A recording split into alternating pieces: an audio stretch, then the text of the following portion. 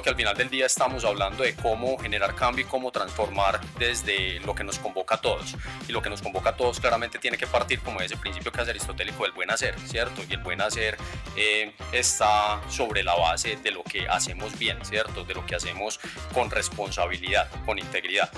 Bienvenidos a Sostenibilidad Colaborativa, el podcast del Grupo Portafolio Verde, en el que compartimos con líderes inspiradores las prácticas y aprendizajes que los han llevado a destinos con propósito y han demostrado que cuando trabajamos por el desarrollo sostenible, juntos llegamos más lejos.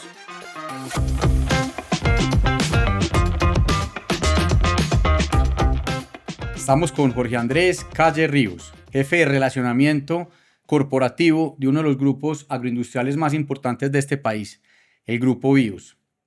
Con Jorge hemos coincidido en muchos momentos de esta historia del Grupo Portafolio Verde. Recuerdo con mucho cariño esas reuniones en ProAntioquia, cuando nos conocimos, también con la AFE, en ese proceso de trabajar juntos por el desarrollo sostenible, y ahora desde todos los proyectos que trabajamos con ustedes. Bienvenido, Jorge. ¿Quién es Jorge Calle? Alejandro, ¿qué tal? ¿Cómo estás? Mil gracias por la invitación. Comienzo felicitándolos por estos 20 años. Han sido 20 años de un trabajo arduo, consciente y dedicado, con propósito. Entonces, recuerdo también con especial cariño cuando nos conocimos desde ProAntioquia. Yo lo recordaba a ustedes desde la universidad. Era una buena práctica que nos exponían en las clases de emprendimiento. Entonces, qué bueno haber coincidido en la vida.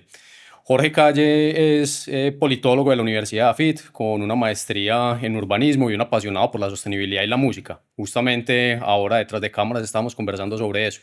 Entonces me reconozco más como persona que como profesional y definitivamente el corazón está abocado a un propósito independientemente el sector o la empresa donde estoy. Qué buena esa anécdota de la universidad, esa no me la habías contado. Sí, desde la universidad cuando estábamos en las clases de emprendimiento nos ponían a Portafolio Verde como una buena práctica, ¿cierto?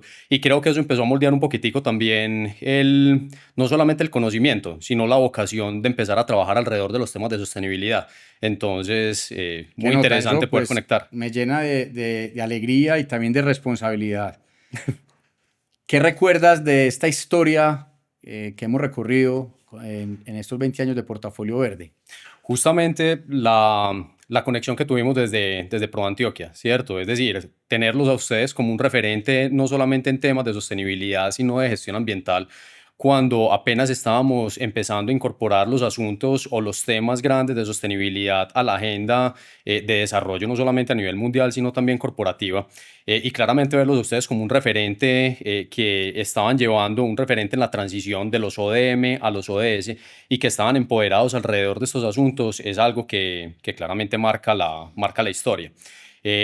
Recuerdo también cada una de las gestiones que tuvimos en territorio, que tuvimos en campo, no solamente las guías técnicas, sino también el acompañamiento como personas, ¿cierto? Eso siempre lo he valorado mucho, porque he encontrado en ustedes esa flexibilidad, ese acompañamiento y principalmente de sentido humano en cada una de las acciones que hemos emprendido. Creo que la sostenibilidad solamente se logra si es un asunto que se lleva desde el corazón, no es necesariamente, y creo que ahorita lo vamos a conversar, no es solamente un tema de estrategia, es un tema realmente de propósito. Siempre te ha gustado mucho el campo, salir a campo. A nosotros también hay que tener una pata en la oficina, pero otra en el campo. Yo creo que eso es algo que nos ha conectado mucho también. Contanos qué te motivó a llegar a este mundo amplio del desarrollo sostenible. Vos sos politólogo. La sostenibilidad tiene diferentes frentes. Uno se puede ir más por los temas sociales o ambientales o gobierno corporativo o una integración de las tres. ¿Qué te motivó a vos a llegar a este mundo del desarrollo? Definitivamente la conexión que uno puede tener con las comunidades de base, ¿cierto? En las empresas tenemos y como personas también tenemos responsabilidad alrededor de los asuntos de sostenibilidad, no solamente como consumidores, sino también como promotores. Poder estar involucrado desde diferentes sectores en su momento, desde el sector académico, después desde el sector de fundaciones y principalmente desde el sector real a través de Grupo BIOS, pues genera una conexión y como lo decías, una responsabilidad. Poder estar vinculado justamente a procesos de cambio que están desde la base es lo que genera esa motivación.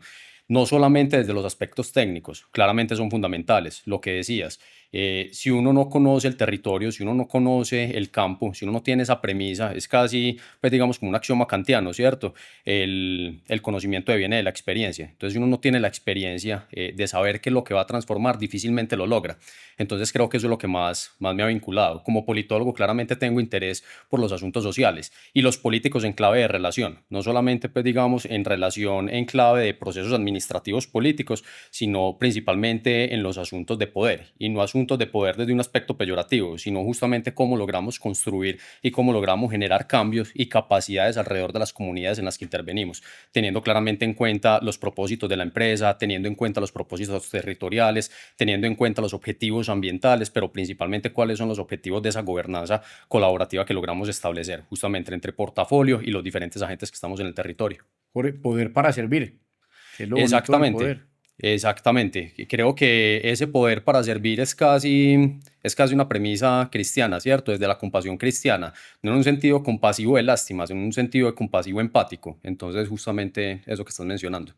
Este punto es muy importante aquí en esta conversación porque esta invitación tiene un fondo y es que queremos aprender mucho de vos. Te admiramos como profesional, hemos visto una carrera brillante que has tenido en el mundo de la sostenibilidad y queremos aprender de vos, Jorge. Contanos aprendizajes concretos que has sentido, que han empujado esta carrera que has tenido para todos los que hoy quieren hacer carrera y entrar al mundo del desarrollo sostenible. Hay varios aprendizajes. El primero es poder, de alguna forma, tener esa flexibilidad de reconocer la experiencia de los demás, reconocer la experiencia que ha tenido Portafolio, pero que también han tenido otras empresas, que han tenido otros actores en el desarrollo sostenible, es fundamental.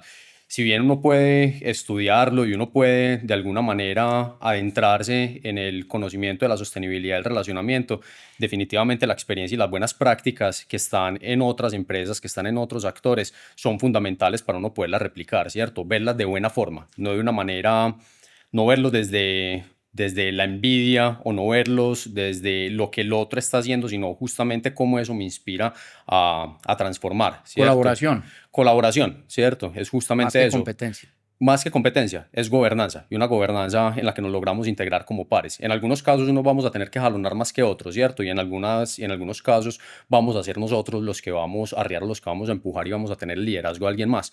Pero es importante justamente desde ese plano de aprender, ¿cierto? Desde esos aprendizajes, tener en cuenta que hay otros que han recorrido más que uno, ¿cierto? Rafael Aubat, una persona que recuerdo con mucho cariño y con mucha admiración, tenía un término, pues tal vez muy propio, que se ha Ujú. vuelto parte, digamos, como del lenguaje, de la jerga empresarial y también de los que estamos en el mundo de la sostenibilidad del relacionamiento, y son las juntanzas, ¿cierto? Y es Juntas. justamente esas juntanzas, esas articulaciones, cómo nos llevan a construir de alguna manera relaciones de confianza, ¿cierto? Entonces, el segundo aprendizaje es aprender a confiar. Difícilmente si ponemos el ego delante, ¿cierto? Que claramente es un tema mucho más estético, de reflejar marco, de reflejar, pues digamos, como propósitos individuales, vamos a llegar a cumplir las metas, a cumplir los objetivos. Entonces, definitivamente la confianza es otro de los grandes aprendizajes. Y por supuesto, yo creo que el componente técnico, Portafolio Verde ha sido un gran compañero, me atrevo a decirlo en esos términos, para aprender de la rigurosidad técnica, ¿cierto? Desde el conocimiento como gestión, como activo. Entonces, es otro de los aprendizajes, saber que los procesos se tienen que adelantar desde una línea absolutamente rigurosa, técnica, con conocimiento de base y que claramente sea medible y gestionable en el tiempo. Y ese tema de medible sigue siendo un gran reto para todo nuestro sector. Hay que seguir midiendo, Jorge, para que podamos comparar los avances y conocer cada vez mejor la data y las métricas. Te voy a hacer una pregunta que en estos 20 años le queremos hacer a todos nuestros invitados. Se habla mucho de una definición de sostenibilidad o desarrollo sostenible, pero casi todos nos enredamos cuando la damos. ¿Qué te dice tu corazón de la sostenibilidad? Más que la definición del libro, de la triple cuenta, de lo social, lo ambiental y lo económico. ¿Qué te dice el corazón? El corazón me habla de una gestión ética, de un compromiso ético, íntegro, transparente.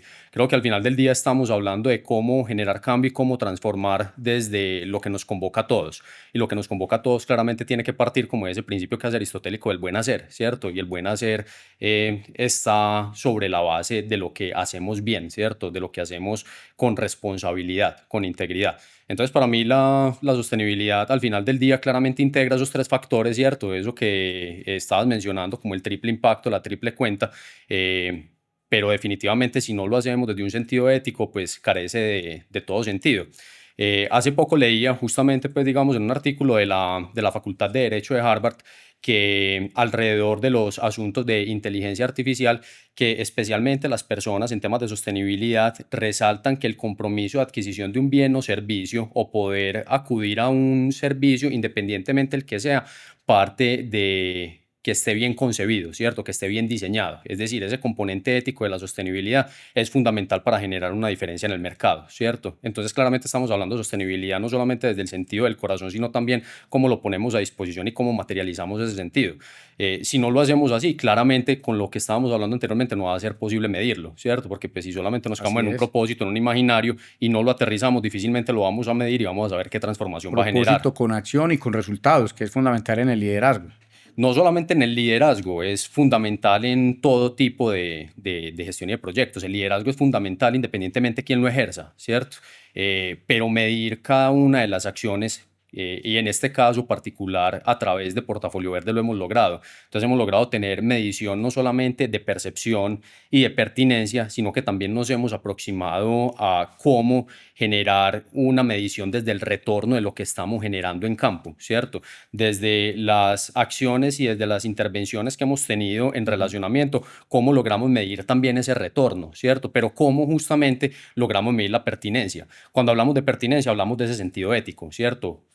Cómo estamos haciendo las cosas bien y cómo las personas se sienten vinculadas a ese propósito que nosotros les estamos proponiendo, porque al final del día también trabajar desde el campo es trabajar de la mano de todos, ¿cierto? Es lograr de alguna Así manera es. articular intereses. Entonces, ¿cómo logramos medir que los intereses se están cumpliendo, que ese propósito se está cumpliendo? ¿Qué nota esa reflexión de propósito?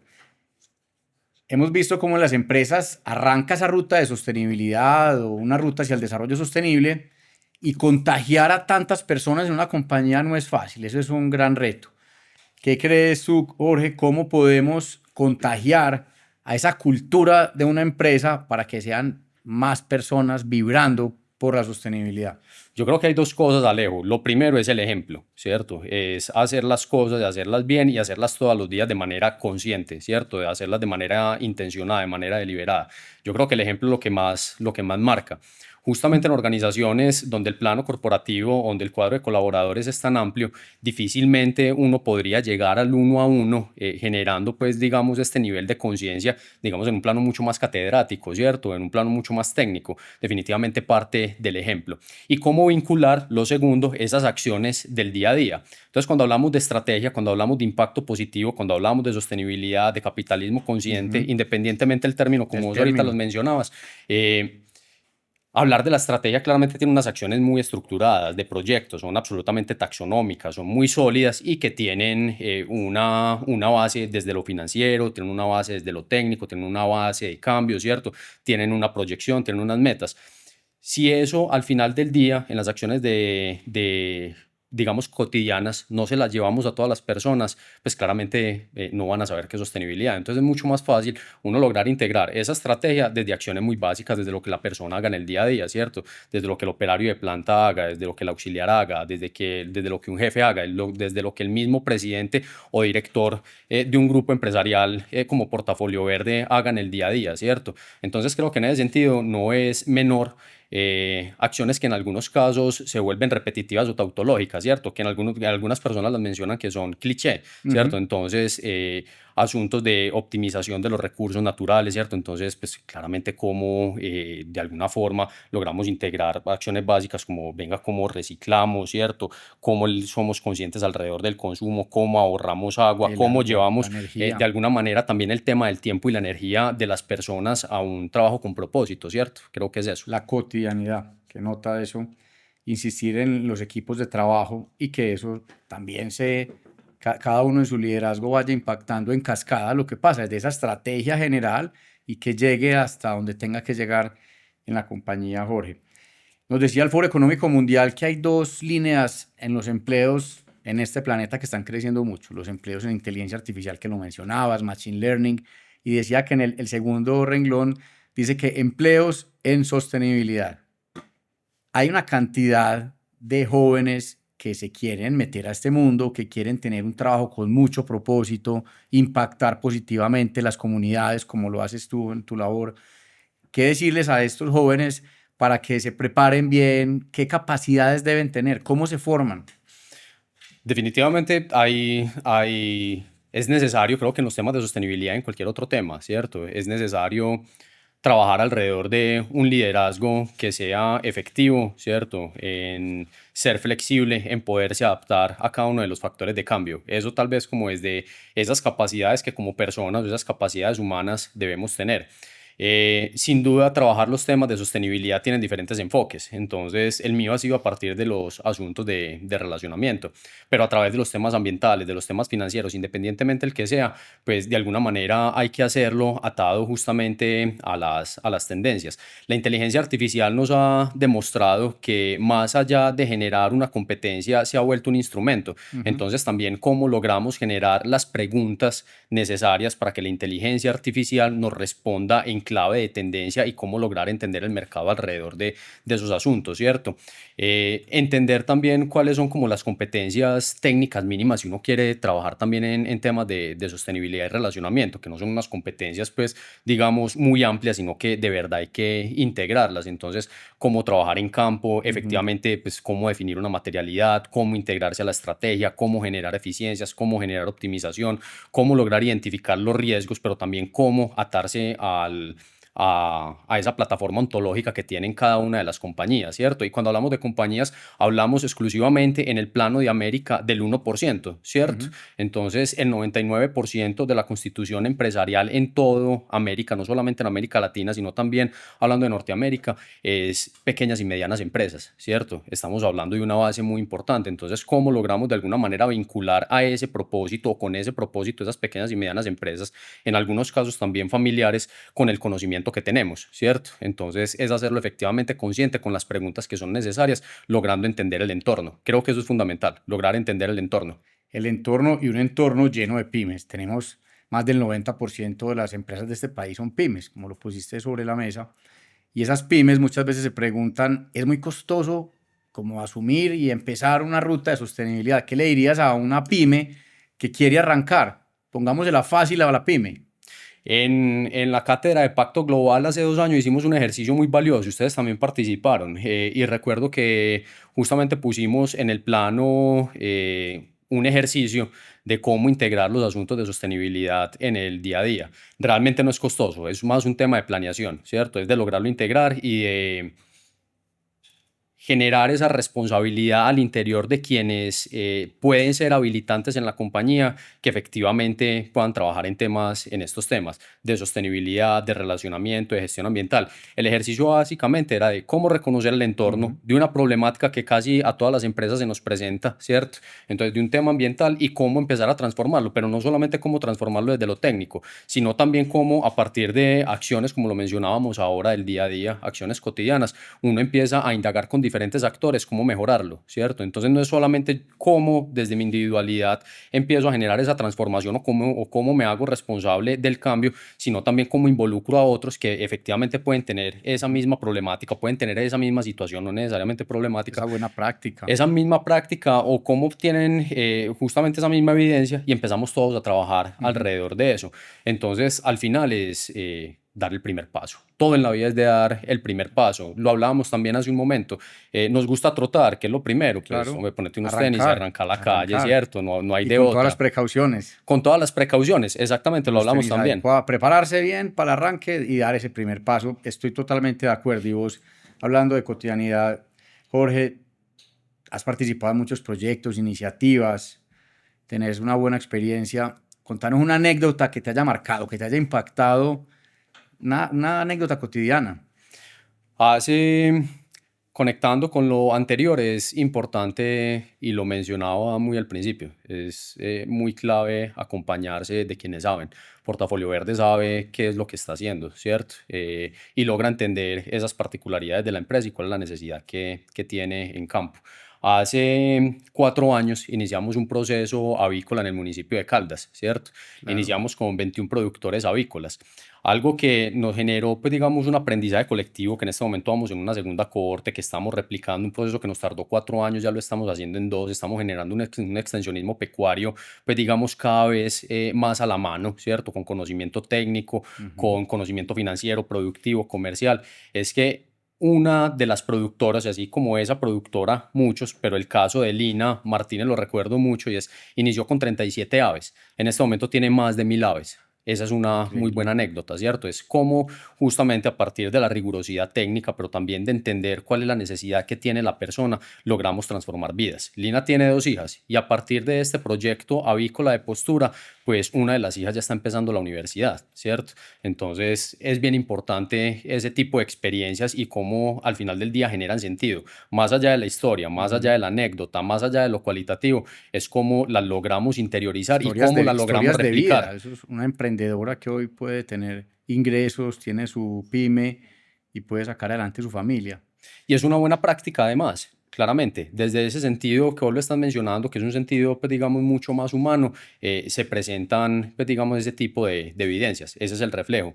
Pero también desde las prácticas y desde los proyectos es una buena práctica, ¿cierto? Es decir, cuando uno mira como esos 8 ítems que nos presenta justamente Banco Ujú. Mundial de lo que es una buena práctica, eso es Correcto. una buena práctica, repliquémosla, no lo dejemos, simplemente no nos Sí, quedemos con la historia, nos tomemos la foto con ella, empecémoslo a replicar para que otros productores que tienen esas mismas digamos, condiciones de inicio, los podamos llevar también a que en este momento sean una unidad de explotación mediana, ¿cierto? Que tengan unos ingresos suficientes para sostener a su familia y para autoabastecerse. qué bueno este país con más emprendimientos que se puedan apoyar. Ustedes han apoyado emprendimientos, juntos hemos ido allá a aprender con ellos, porque yo digo que seguimos aprendiendo, aquí vamos 20 años de historia, pero seguimos aprendiendo todos los días. Y este país necesita decisiones, este país necesita decisiones. A vos sos politólogo. ¿Qué rumbo, qué decisiones necesita tomar este país, Jorge, desde tu perspectiva, experiencia, para que le vaya bien a Colombia? Yo creo que hay una decisión de generar una apuesta decidida por el campo colombiano.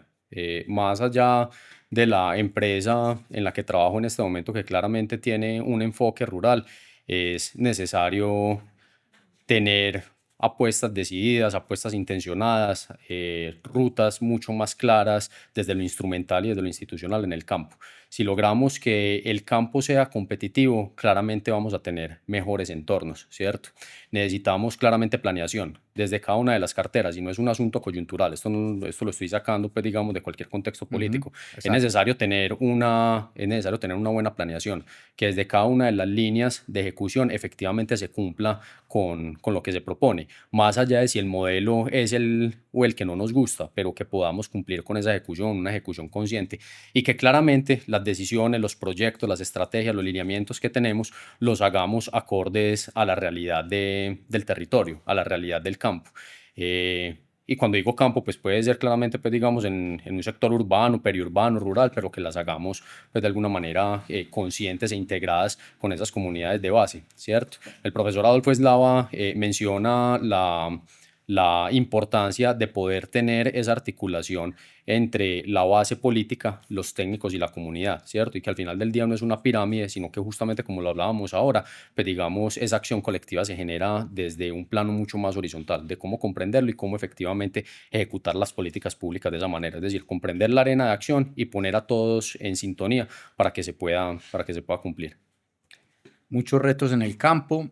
Y si tuvieras que escoger un primer punto, necesitamos vías terciarias. Hay muchos campesinos y empresarios del campo, como les venimos diciendo, que no tienen cómo sacar sus productos. ¿Cuál sería uno de esos temas que escogerías para que nuestro campo sea competitivo? Son muchas variables. Qué Sí. bueno que puedan tener internet, más acceso a energía. ¿Por dónde empezarías? Ese primer paso que das como trotador.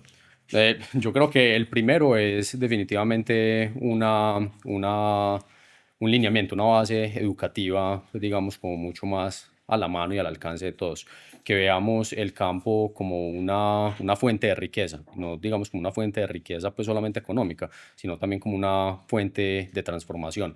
El campo colombiano requiere claramente acciones de fondo, ¿cierto? Desde el ordenamiento territorial necesitamos también comprender cuáles son esas necesidades y lograrlos integrar a otros instrumentos de política, pues digamos, de otra categoría, que no solamente estén atadas desde lo nacional, sino también, pues digamos, desde lo local con los planes de desarrollo y que efectivamente se cumplan. La actualización del catastro multipropósito es fundamental y la actualización de ese catastro multipropósito y la articulación con el ordenamiento territorial claramente nos va a definir cuál es la necesidad que tenemos alrededor de vías terciarias. La inversión que podemos hacer alrededor en este momento de mecanismos como obras por impuestos es fundamental. En este momento es una invitación a las empresas a que participemos de ese tipo de mecanismos. Si bien logramos reconocer que pues hemos logrado trascender, digamos, en acceso en los últimos 20 años, ¿cierto? En los últimos 4 lustros, pues claramente si este mecanismo nos facilita y nos posibilita a las empresas participar de manera colectiva en lograr accionar unos recursos para que se transforme el campo y para lograr generar mayor acceso, no solamente para que los emprendimientos, sino también las grandes extensiones puedan tener mayor proximidad con los centros urbanos, claramente estamos transformando vidas, ¿cierto? Y estamos transformando vidas desde todo, desde el acceso, desde la calidad de vida, desde el recurso que todos en el día a día, vos como ciudadano, yo como ciudadano, Así tenemos es. que poner para poder acceder a unos bienes primarios. De acuerdo, Jorge, esa calidad de vida necesaria en la que seguiremos trabajando y midiendo. Y estamos a punto de completar esta agenda de 17 ODS. Ya casi va a llegar el 2030, ¿cierto? El 1 de enero del 2016 arrancamos como planeta a trabajar todos alineados en una agenda global de desarrollo sostenible. Habíamos tenido antes las metas del bienio, muchos retos por cumplir desde ahí. ¿Qué crees? Aquí un poquito de bola de cristal. ¿Qué va a pasar cuando llegue el 2030? Hagamos un balance. ¿Cuál podría ser un escenario desde ahí para que pensemos en lo que tenemos por hacer en los próximos años? ¿Qué podría pasar después de esos ODS en los que estamos trabajando hoy? Yo creo que la agenda de desarrollo sostenible nos marca un hito y es el trabajo entre diferentes sectores. No solamente, digamos, como la depuración de responsabilidades alrededor del sector público, sino también como el sector académico, como el sector social, como el sector privado se logran articular, ¿cierto? Claramente esa es tal vez la primera conclusión. ¿Cómo seguimos trabajando de forma articulada para cumplir una agenda, sea mayor o menor? No sabemos, y justamente pasar de 8 objetivos a 17 objetivos marcó la diferencia. Lo tendremos que ver justamente en el 2030, claramente alrededor de ciertos objetivos, ¿cierto? El ODS 1, el ODS Sí, 2, el ODS 4, justamente el ODS 13, ¿cierto? Estamos, ya también los límites planetarios nos están marcando, pues digamos, una tendencia. Probablemente no los vamos a cumplir, o por lo menos las metas que establecimos no las vamos a cumplir. Van a ser temas que seguirán en la agenda, independientemente el nombre o el término que se le ponga, independientemente el título que las tenga la Agenda de formas, Desarrollo Internacional y la las formas, taxonomía. van a ser justamente esos temas los que Con continúen. seguridad muchos de los temas van a estar ahí en la agenda. Entonces, lo que quisiera resaltar de lo que dices es la agenda de desarrollo sostenible tiene que estar articulada en lo público, lo privado, las entidades sin ánimo de lucro, la sociedad civil, las entidades sociales. Eso es un gran trabajo en equipo. Exactamente, y lograr también como en ese trabajo de equipo identificamos tendencias, ¿cierto? Entonces, como lo mencionabas, uno no necesariamente tiene que tener la bolita de cristal, ¿cierto? Si ya logramos identificar algunas tendencias en cómo se está comportando, pues digamos, esa línea de pobreza, cómo está de alguna manera marcando todavía la tendencia de la prevalencia de la seguridad alimentaria, cómo todavía tenemos dificultades en la cobertura educativa, pero también en la cobertura en salud, cómo claramente no estamos cumpliendo la agenda de cambio climático, eso ya también nos empieza a generar unas tendencias. Entonces, al final del día no tendremos que esperar al 2030 lejos para seguir trabajando alrededor de esto. Es como De todo este acuerdo. cuadro de actores, empezamos nosotros mismos a marcar una agenda de transformación, independientemente que tengamos un deadline. Definitivamente tenemos que seguir trabajando de manera En articulada, con estas propósito y con eso, método. juntanzas con propósito. Exactamente, es una juntanza con Aprendiéndole propósito. al profe. Es una juntanza con propósito y es una juntanza decidida, ¿cierto? Es casi, en este caso yo no sé qué tan voluntaria sea. Definitivamente es un imperativo poder trabajar por la agenda de cambio climático.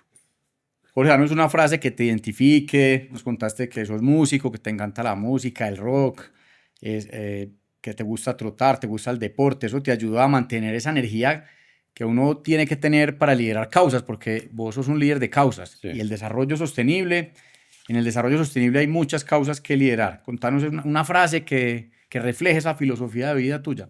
Ay, yo creo, no la sabría muy O una bien. reflexión Una sobre... reflexión, pues yo creo que hay como, hay una frase, tal vez un poquitico filosófica, ¿cierto? Así habló Zaratustra, entonces lo ponía. Despreocupados, burlones violentos, así nos quiere la filosofía, ¿cierto? Es mujer y no ama sino al guerrero. Al final del día lo que nos convoca es hacer, ¿cierto? Entonces, creo que también está muy marcado por las personalidades. Mi personalidad es mucho más, y no lo digo desde un sentido peyorativo, ¿cierto? Mi personalidad es mucho más operativa. Entonces, cuando hablamos del guerrero, no lo hago tampoco pues desde un sentido bélico, ¿cierto? Sino Exacto. es más desde el hacer. Entonces, la reflexión que me queda es Ejecutar. definitivamente sí, nos tenemos que untar las uñitas de tierra, nos tenemos que untar las uñitas con lo que cada uno haga. Claramente el plano estratégico es fundamental, lo acabamos de conversar, ¿cierto? Es decir, cómo logramos interpretar esas tendencias, qué es lo que se viene, pero al final si esas juntanzas no tienen manos que construyan, manos que pongan el ladrillo, manos que hagan otro tipo de cosas, va a ser muy difícil efectivamente tener transformaciones y tener cambios. Jorge, creemos en el poder de las conversaciones con propósito. Gracias por la confianza. Los invitamos a estar muy conectados este 2025 con todos nuestros frentes, redes, con nuestras conversaciones. Tenemos mucho que contarles en estos 20 años de historia y de propósito.